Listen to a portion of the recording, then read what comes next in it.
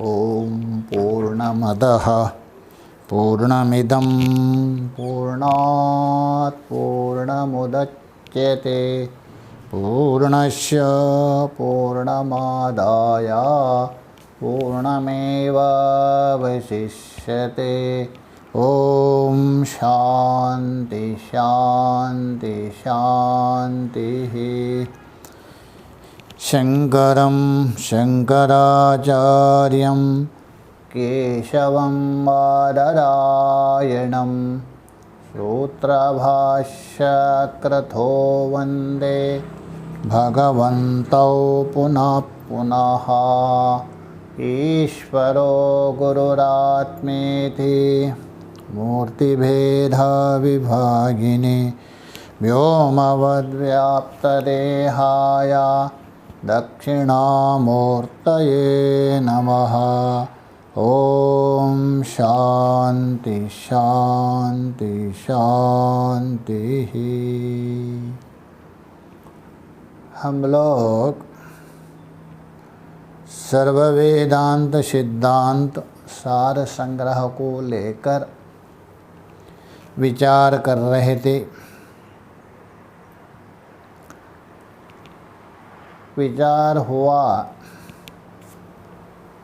जो कामना है साधक के साधना में विघ्न करने वाली, जो बाधक बनता है, उसका कारण कौन है? तो निर्णय हो गया संकल्प है। तो संकल्प के द्वारा ही कामना की प्रादुर्भावता उत्पत्ति मानी जाती। तो इसलिए जो संकल्प के अनुदय में जो संकल्प ही ना उत्पन्न हो तो कामना कहाँ से होगी? उसके लिए दो हेतु बता दिया।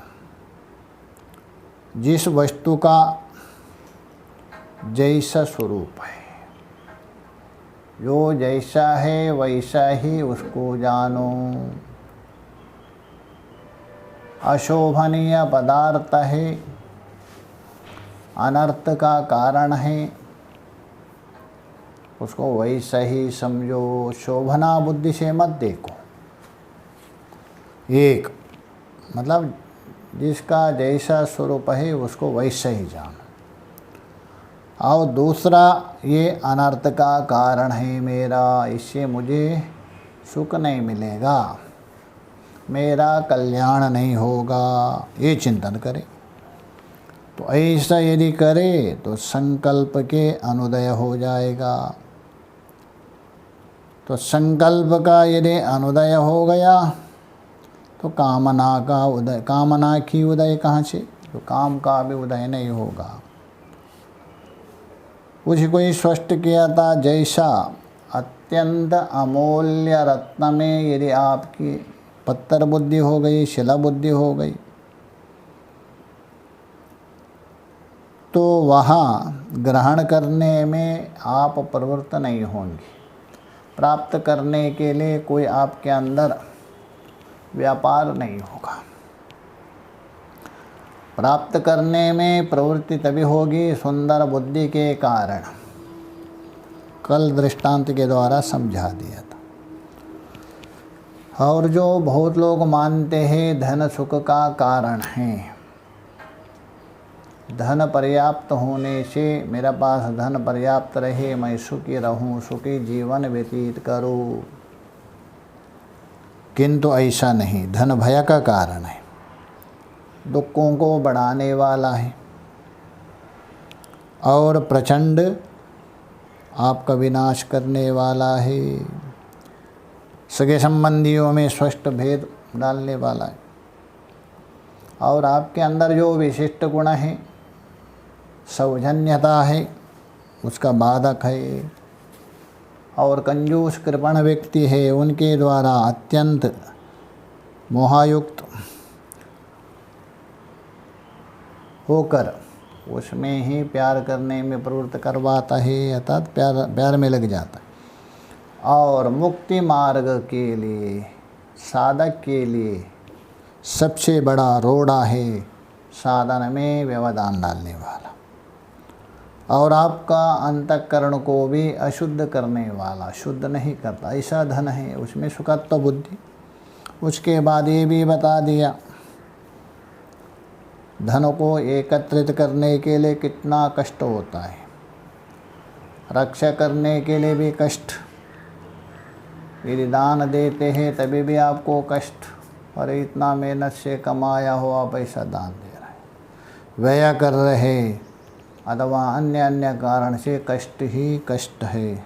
तो बताओ, सुख का साधन देख रहे, सुख स्वरूप देख रहे, कहाँ है आप? नहीं के बराबर।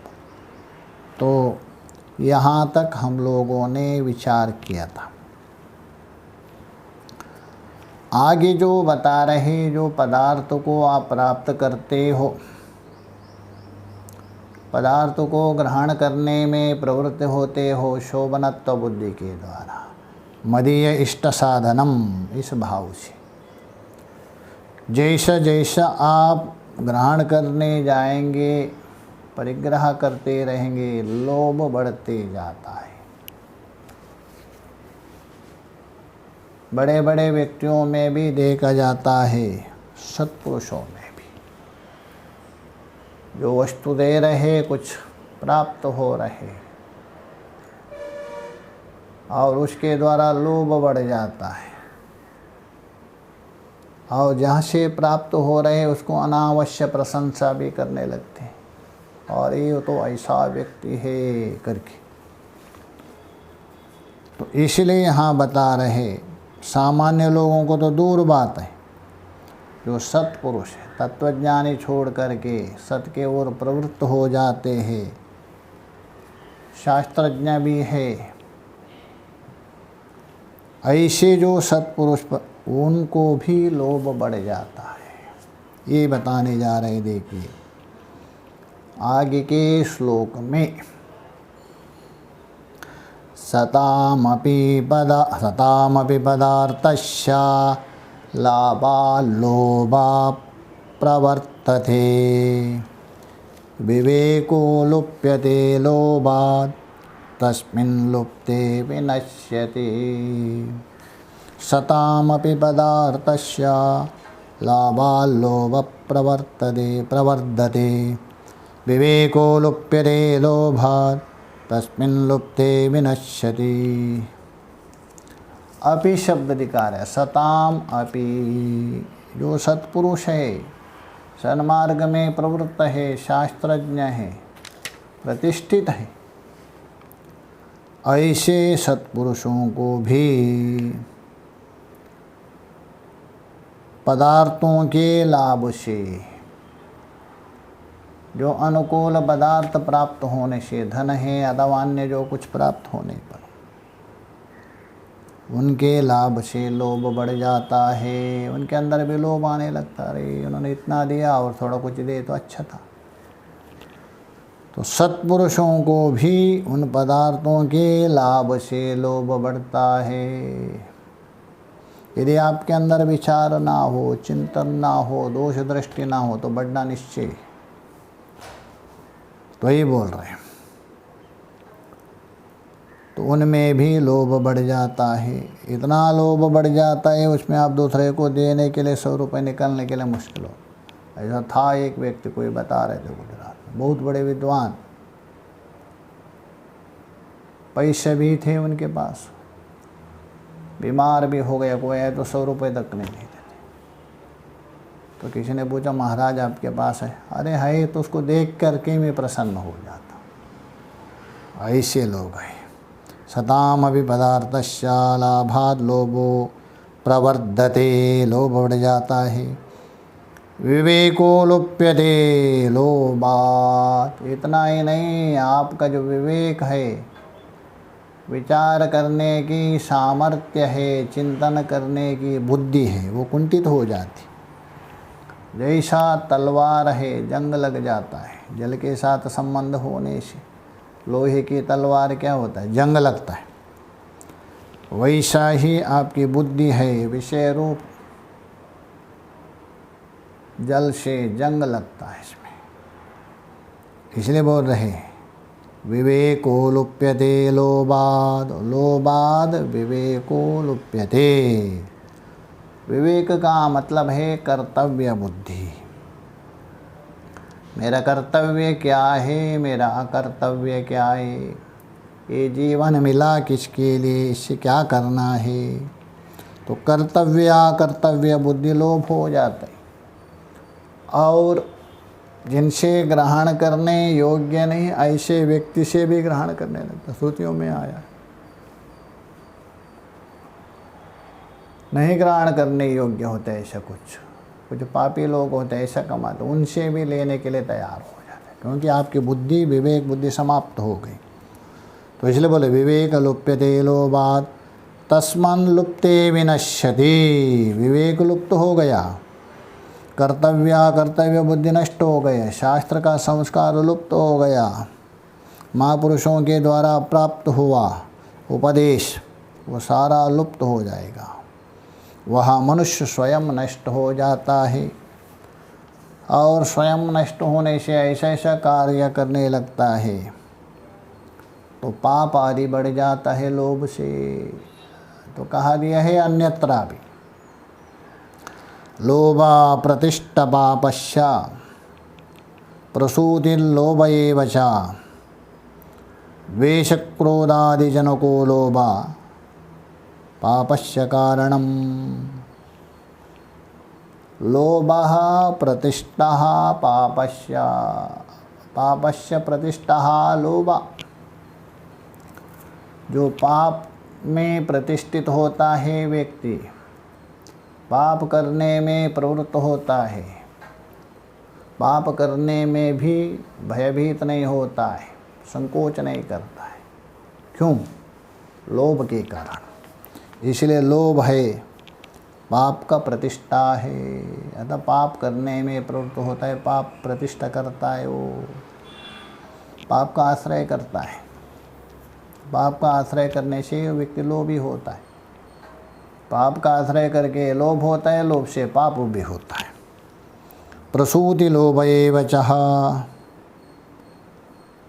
और प्रसूति लोभ एव च, पाप से लोभ होता है, लोभ से पाप उत्पन्न होता है और लोभ के कारण ही पाप होता है।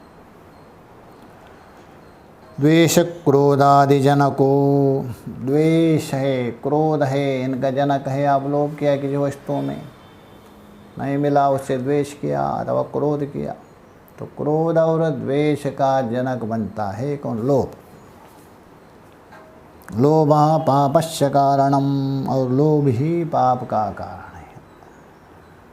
इसलिए ये 3 नरक का द्वार बता दिया। काम है, क्रोध है, लोभ है,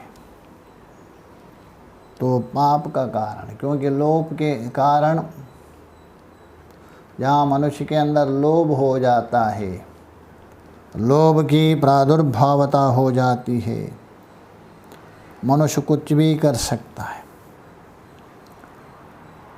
तो इसलिए बता रहा है कैसा? लोभात् क्रोध प्रभवति, लोभ से ही। लोभ का मतलब है आपके पास जो है उससे भी अतिरिक्त वस्तु के प्रति प्राप्त हो मुझे एक इच्छा अत्यधिक, दूसरे का धन को लेकर प्राप्त करने की इच्छा अंदर, लोभ, और मिले और मिले और मिले। लोभात् क्रोध प्रभवति, लोभ से क्रोध की उत्पत्ति होती है। मनुष्य के अंदर क्रोध आता है लोभ से, कामना से तो होता है। स्पष्ट कहा दिया अध्याय तो विषयान पुंसा संगस्तेषु संगा संजायते काम, कामात् क्रोधो, तो होता ही, किंतु लोभ से भी होता है। तो क्रोधाद् द्रोहो प्रवर्तते, क्रोध आने के बाद आप द्रोह करेंगे, मित्र द्रोह, उनके प्रति विद्रोह उत्पन्न करेंगे। क्रोध आने के बाद मनुष्य क्या नहीं करता? कुछ भी कर सकता है, सामने वाला कौन है ये विचार नहीं करता। द्रोहो प्रवर्त, द्रोहेण नरकम याति, स्पष्ट बता रहा, द्रोह के कारण आप जो करने योग्य नहीं वो भी कार्य करेंगे। इसलिए नरकम याति, नरक जाना पड़ता है, नरक के भागीदारी। शास्त्रज्ञों भी विचारवान, यदि शास्त्रज्ञ भी क्यों ना हो, विचार वाला भी क्यों ना हो, यदि लोभ है ये हो जाएगा। लोभ होने से क्रोध होगा, क्रोध से द्रोह हो जाएगा, द्रोह से नरक। भले वो शास्त्रज्ञ, यमराज नहीं पूछेंगे तुम शास्त्र पढ़े हो, विचारवान हो, इसलिए तुझे दंड नहीं मिलेगा। नहीं नहीं, तुझे ज़्यादा दंड मिलेगा। क्यों?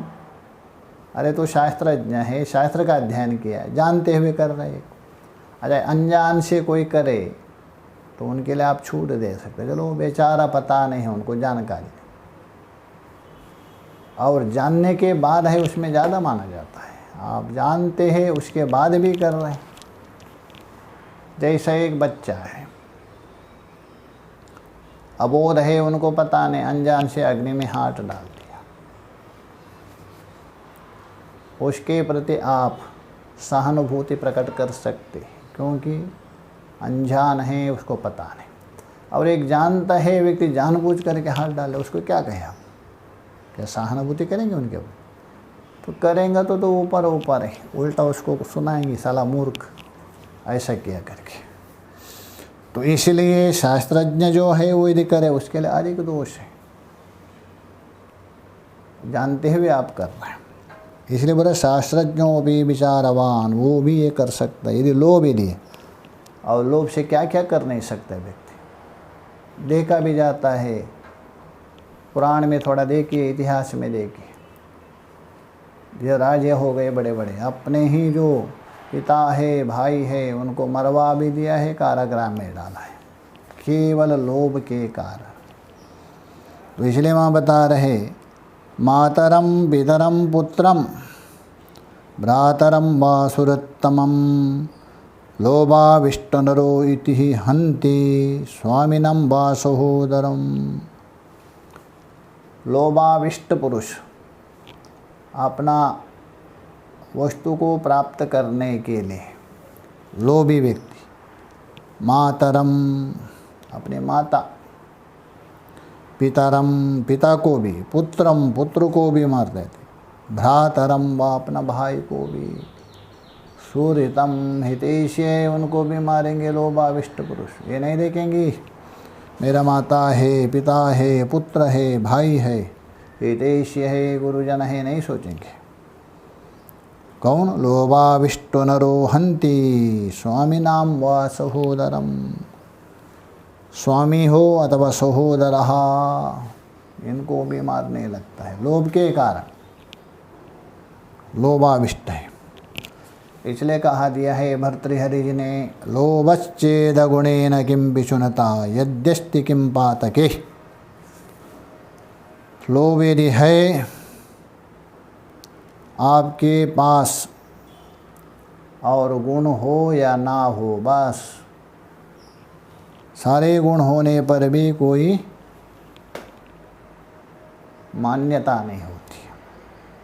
और चुगलीकन यदि है उससे बढ़कर कोई पाप नहीं। तो कहने का मतलब है लोभ एक ऐसा है, इसलिए यहाँ बता रहे भगवान भाष्यकार, विवेको लुप्यते लोभाद तस्मिन् लुप्ते विनश्यति।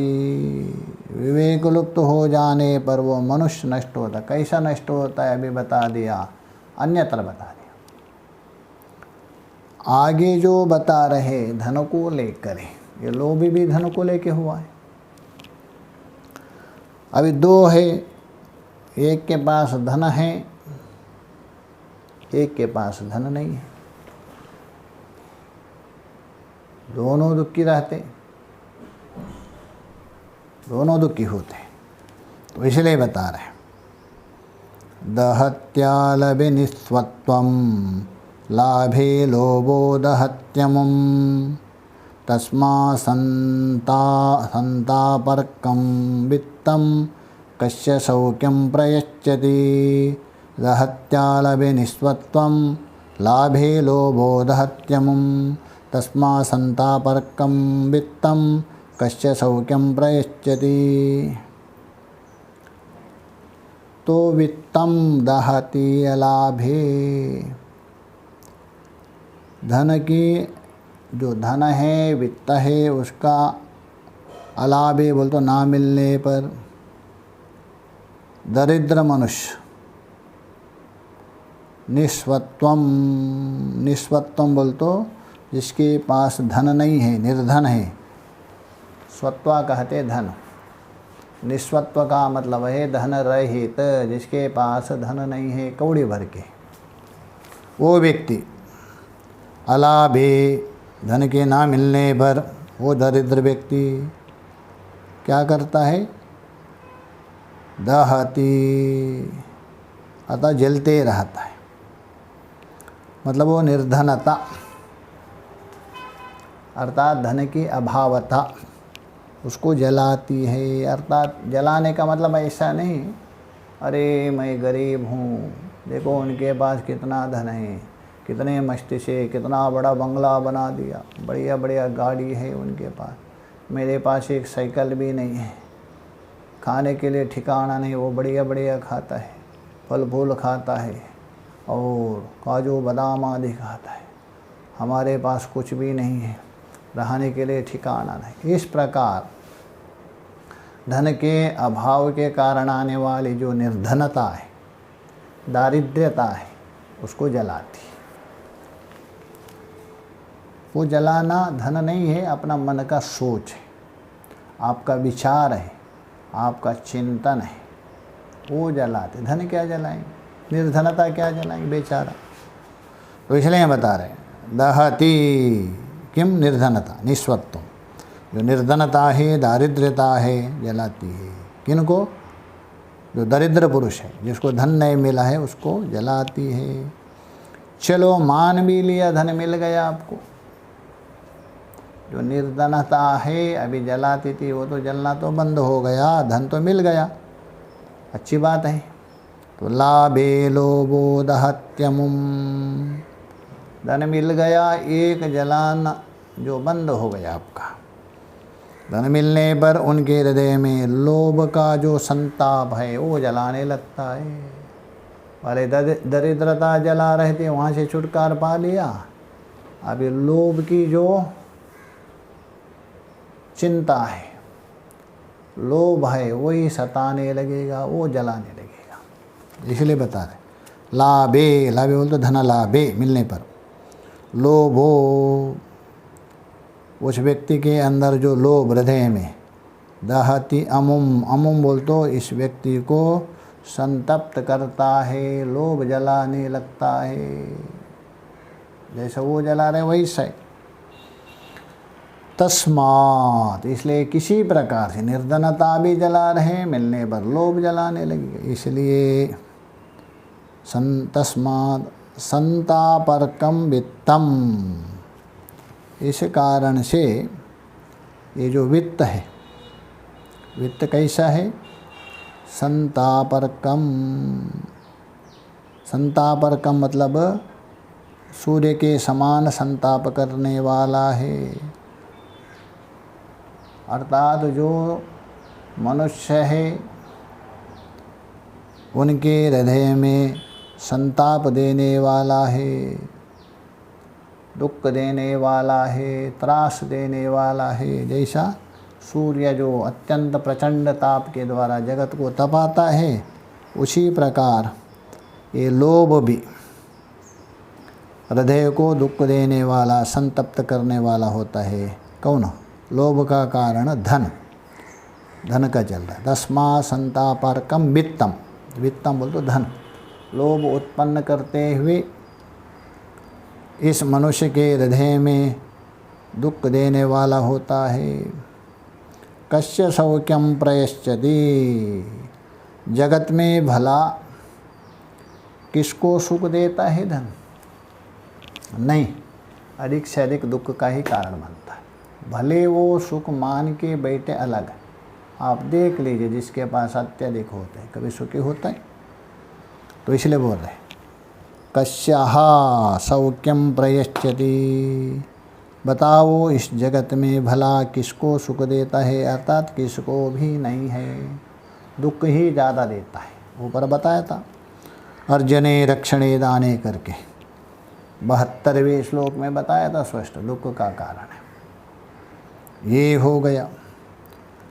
और दूसरा बात है, धन यदि मिल भी गया आपके पास पर्याप्त, आप सदुपयोग थोड़ा करेंगे, नहीं करते, देखा जाता है। देखिए, अपना शरीर पोषण के लिए, सारा मौज मस्ती के लिए आप हजारों रुपए समाप्त कर देंगे, सत्कार्य में नहीं कर सकते। एक बार हम गए थे हिमाचल में, वो बता रहे थे, कोई एक शादी हो गया, धूमधाम से खर्चा खूब किया, ऑर्केस्ट्रा को बुला दिया, क्या क्या खर्चा किया, वपा सिस्टम सारा स्टॉल लगा दिया भोजन के, इतना खर्चा किया, फटाका है, आमुक है, तमुक है करके सब कुछ किया, सब कुछ खर्चा किया, किंतु शादी करने वाले पंडितों को बेचारे थोड़ी सी दक्षिणा दे दी बस। तो उसे होगा क्या? अब इतना मेहनत करके परिश्रम किया है पंडितों ने, उनको दिया नाम मात्र के लिए दक्षिणा, और इधर तो बेकार खर्चा कर रहे हैं। तो इसलिए उन्मत्तता आ जाती धन के कारण, आप सदुपयोग नहीं कर सकते। कोई होगा महापुरुष, अलग बात है, अन्यथा धन आप व्यर्थ उपयोग करते हैं, आपने केवल भोग के लिए उपयोग करते हैं, और योग के साधन के लिए साधन बन के उपयोग नहीं करते। कोई होते हैं, इससे पहले से संस्कार है। अच्छा, वो धन सत्कर्म में लगाएंगे, सत्कार्य में लगाएंगे, दान में लगाएंगे, और उससे अच्छा काम करवाएंगे, वो तो अलग बात है, बहुत कम मिलेंगे आपको। इसलिए यहाँ बता रहे, तो धन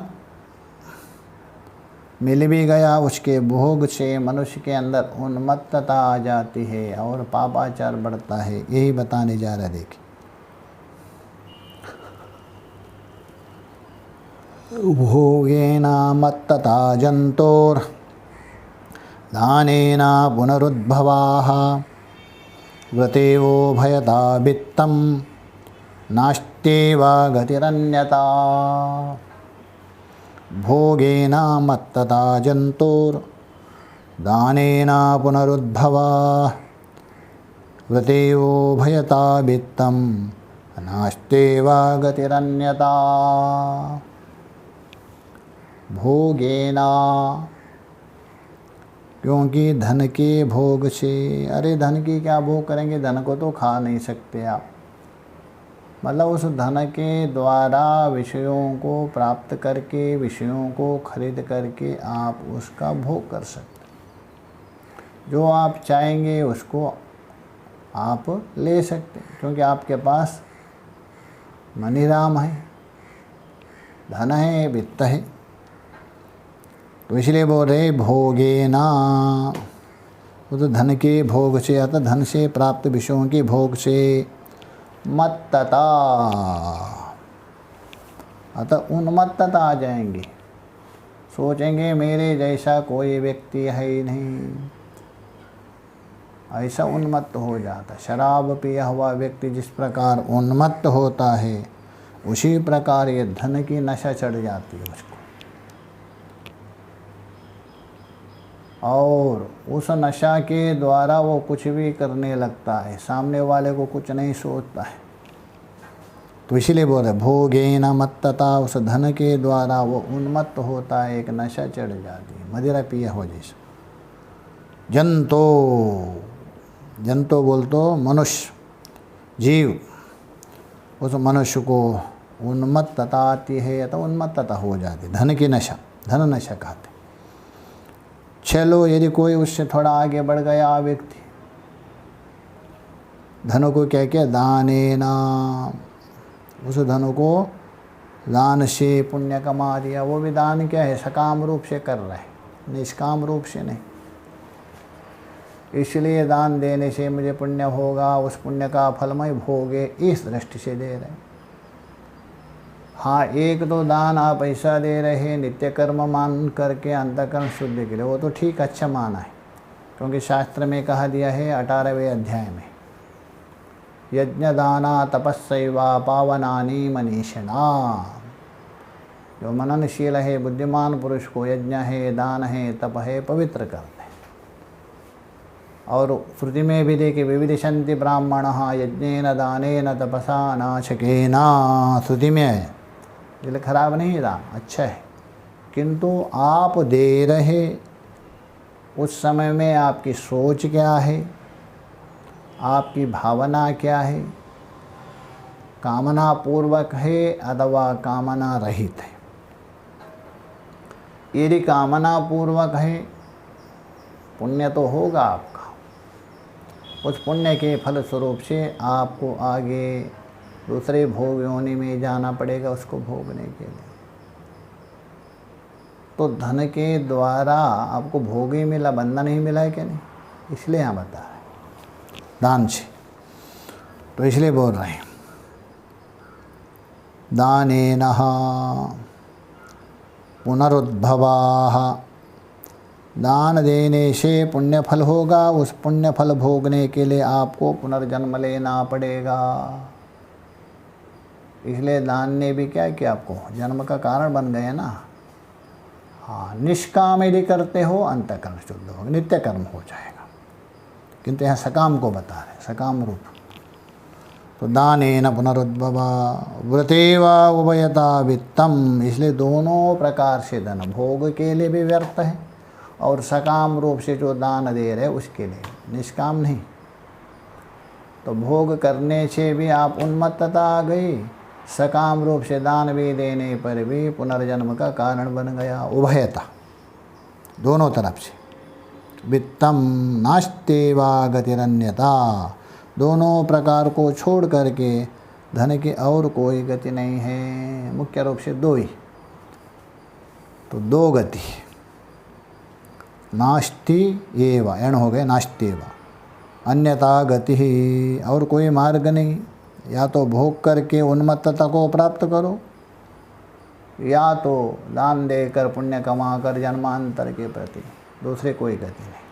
हाँ, और एक है वो गति नहीं, गति छुड़ाने वाली, निष्काम रूप से यदि करते हैं, नित्य कर्म रूप से दान आदि देते, वो गति नहीं है, आपका अंतःकरण शुद्धि के कारण है। आगे जो बता रहे, जो अभिमान करता है मनुष्य, उस अभिमान का कारण बहुत है। विद्या को लेकर अभिमान करता है, संपत्ति को लेकर अभिमान करता है, रूप को लेकर अभिमान करता है, और ऐश्वर्य को, धन को लेकर भी अभिमान करता है। इसलिए धन से अभिमान ही उत्पन्न होगा। वो व्यक्ति विचार कैसा करेंगे उसके लिए बता रहे, देखिए आगे के श्लोक में। धनेना मदवृद्धिश्यान् मदेना स्मृतिनाशनम, स्मृतिनाशात् बुद्धिनाशो, बुद्धिनाशात् प्रणश्यति। धनेना मदवृद्धि स्यात्, मदेन स्मृतिनाशनम, स्मृतिनाशात् बुद्धिनाशो, बुद्धिनाशात् प्रणश्यति। धनेना, जिस धन में आप सुखत्व दृष्टि कर रहे, भोग्य दृष्टि कर रहे, उस धन के द्वारा, उस धन, अतः धन आपके पास होने से, तो मद वृद्धि, उस मनुष्य में मद का मतलब अभिमान, अभिमान आने लगता है, अभिमान करने लगता है। किंतु क्या है अभिमान? अभिमानम सुरापानम, वह भी बताया सुरापान है। जैसे सुरा पिया हुआ व्यक्ति है, मद बुद्धि होती है, मदन्मत्त होता है, वैसा ही या धन रूप सुरा जिसने पी लिया तो अभिमान रूप आता है। इसलिए बोल रहे अभिमानम सुरापानम गौरवम रौरवम समः। इसलिए हम बता रहे धने ना मद वृद्धि, धन प्राप्त होने से मनुष्य में अभिमान की वृद्धि होती है, मद के समान। शात मदेना स्मृतिनाशनम, उस मद से, मद का मतलब अभिमान, अभिमान के द्वारा, अभिमान से, स्मृति ही नाशनम, आपकी जो स्मृति मतलब विचार करने की जो स्मृति, कर्तव्य का विचार करने की जो सामर्थ्य, जो स्मरण, क्योंकि आपने पहले शास्त्र अध्ययन किया, महापुरुषों से उपदेश ग्रहण किया, उसका संस्कार पड़ा था, उस संस्कार को लेकर आपके अंदर स्मरण होता है। और जो ऐसी जो स्मृति है, वो जो स्मृति है नष्ट हो जाती है। क्यों नष्ट होती है?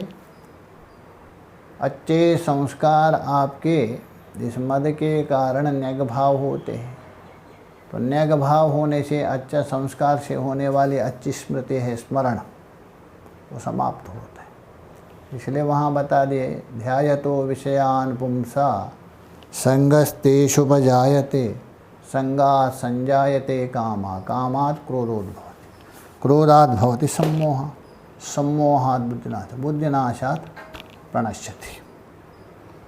तो उसकी मतलब है स्मृति का नाश होना।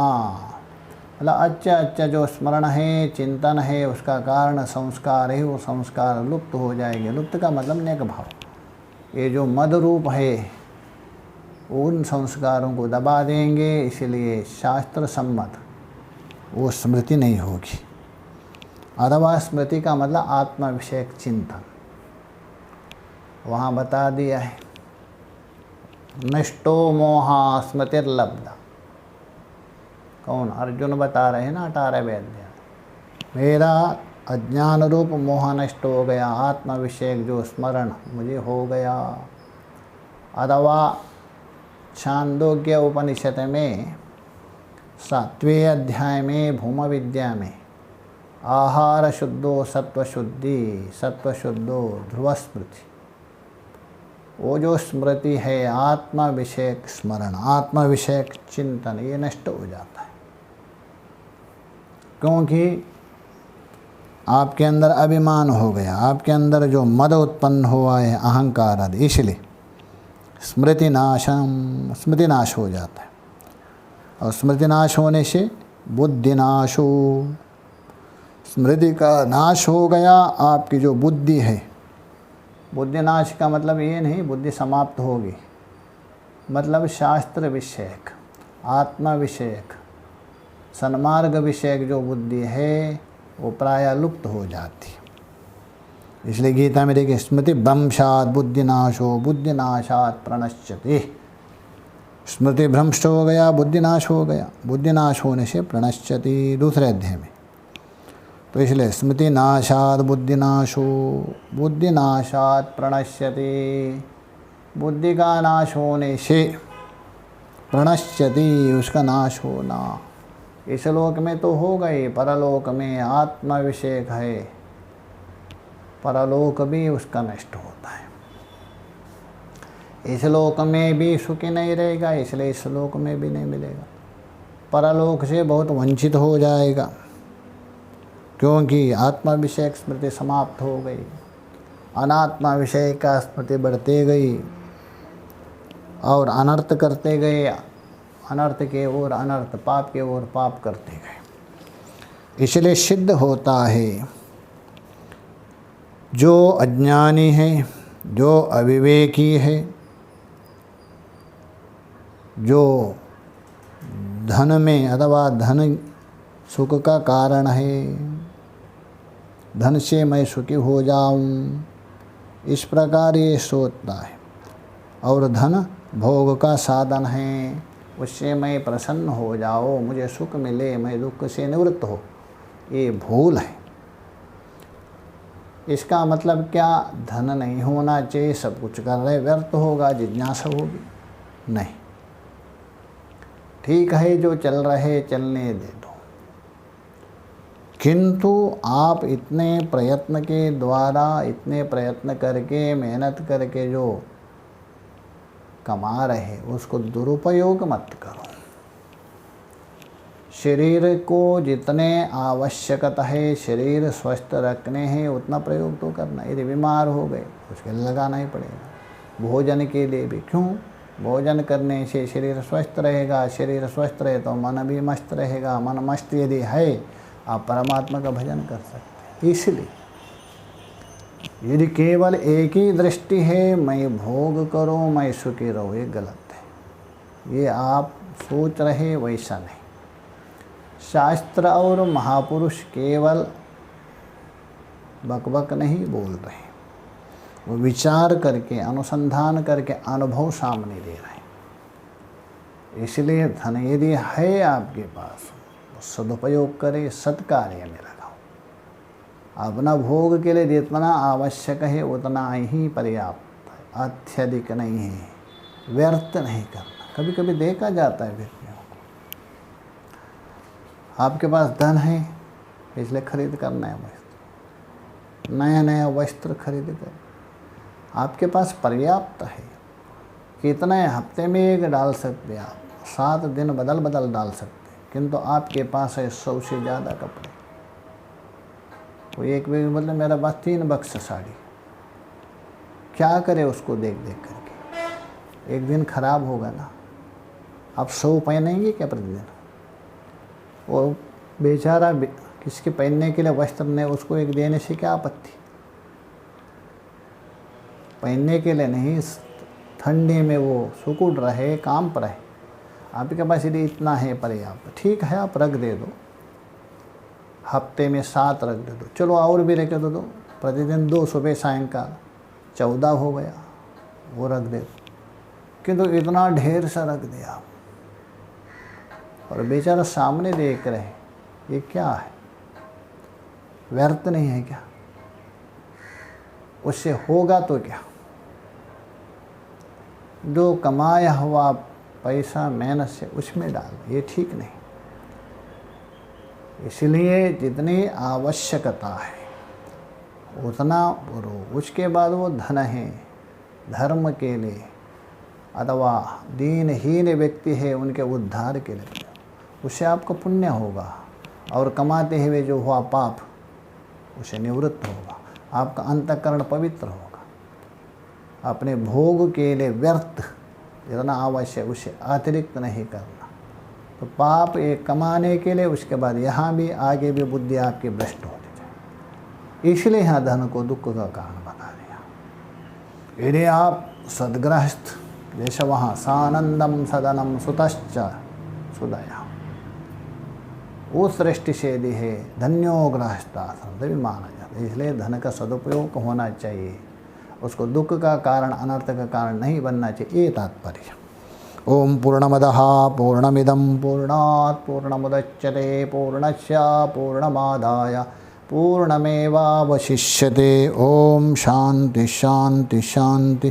शंकरं शंकराचार्यं केशवं बादरायणं सूत्रभाष्यकृतो वन्दे भगवन्तौ पुनः पुनः। ईश्वरो गुरुरात्मेति मूर्तिभेदा विभागिने व्योमवद्व्याप्तदेहाय दक्षिणामूर्तये नमः। ओम शांति शांति शांति।